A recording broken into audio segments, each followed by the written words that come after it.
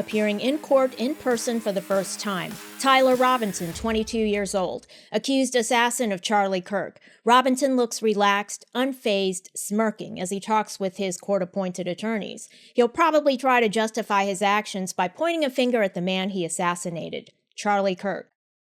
Now, the text messages already indicate that, and I quote, "Some hate can't be negotiated out," unquote. Now, what Tyler Robinson is missing is the fact that although the federal government could file a case against him later on, there's no urgency because he's already set to be convicted and sentenced to death on the Utah state criminal charges.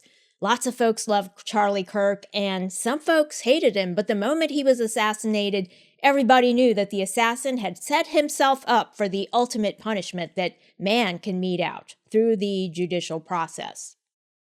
Now, in my view, the assassin seems garden variety. Now, he sought to distinguish himself by taking down a person of national stature. Now, the White House lowered the flag to half-staff to remember Charlie Kirk, and that tells us a lot about his life and legacy. He was important to the nation. Now, in contrast, Tyler Robinson will be put to death by the state, and the court proceedings are set to be televised. Cameras are presumed in Utah state courts. Now, his attorneys already asked for cameras to be terminated for his first in-person court appearance, but the judge denied that request, although the cameras were moved away from the counsel table. Now, his attorneys were upset that the live stream showed the defendant wearing shackles, although we all understand the shackles weren't nearly as prejudicial as the creepy grin he was wearing on his face. But the judge wants to give the defendant the appearance of fairness, so the cameras were moved farther away from the defendant.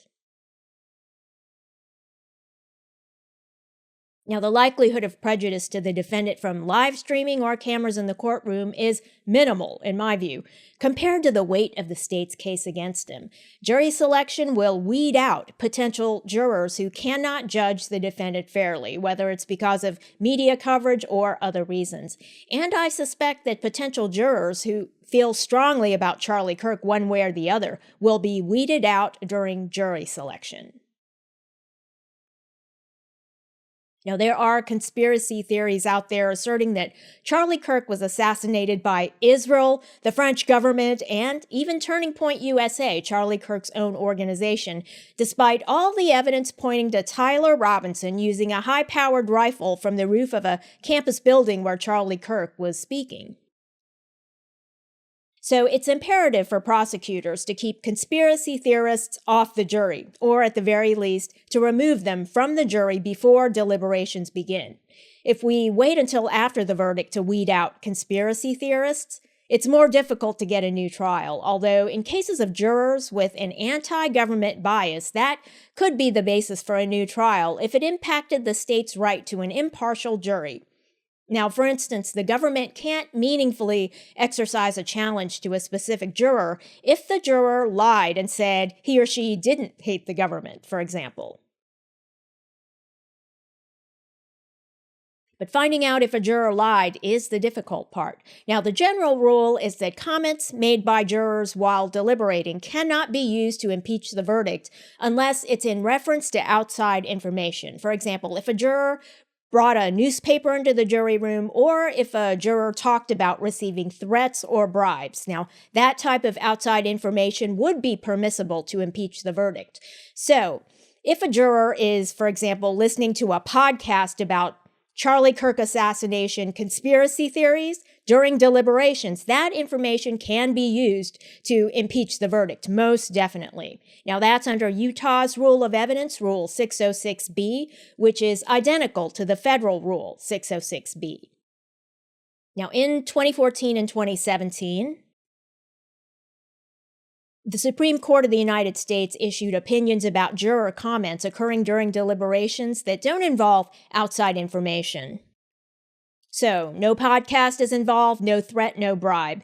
It's just a juror who indicates thoughts and feelings that seem to suggest she lied during jury selection to get on the jury. Now, the Supreme Court said if that happens, basically the juror needs to be stricken before deliberations begin. If the lies emerge from comments made by the juror during deliberations. They cannot be used to impeach the verdict unless the comments indicate racial stereotyping or racial animus.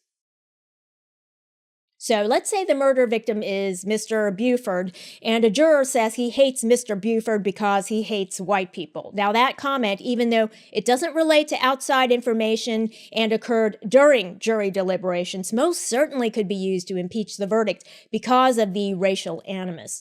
And in the future, it's possible the Supreme Court could add more exceptions for different types of animus. Now, those cases have to be brought to the court, which will vote them up or down. For example, if a juror says he hates conservative Christians, and the murder victim was a conservative Christian, that hypothetical, though, still might be within the racial animus and racial stereotyping category because a person's conservative Christian beliefs could give rise to racial stereotyping depending on who that person is and depending on the context.